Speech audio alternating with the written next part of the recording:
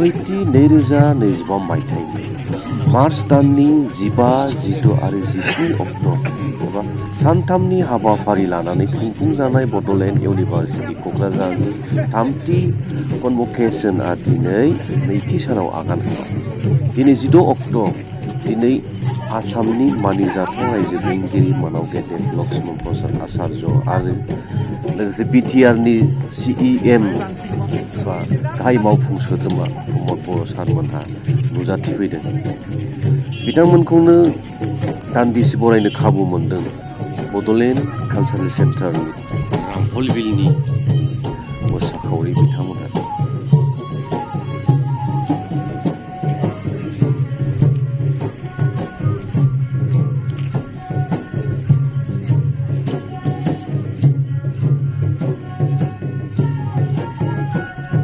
मानगोनां आसामनि गभर्नर श्रीयुत लक्ष्मण प्रसाद आचार्यआ बड'लेण्ड इउनिभारसिटिनि दरखंमोखाङाव थानाय बड'फा उपेन्द्रनाथ ब्रह्मनि मुसुखायाव बिबार बावनायखौ नुनो मोनदों।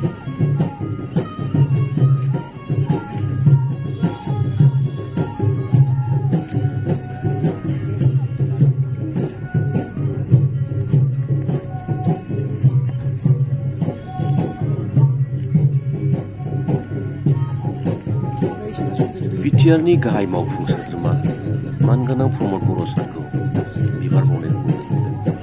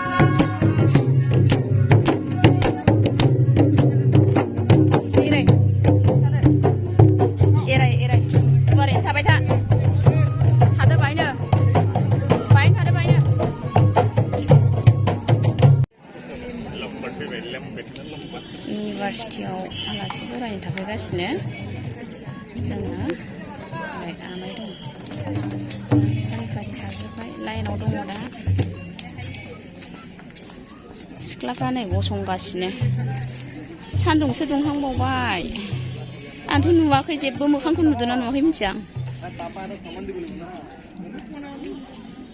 नै बिस्रा माबा लाइन थानायानो जमासो जालायबाय नै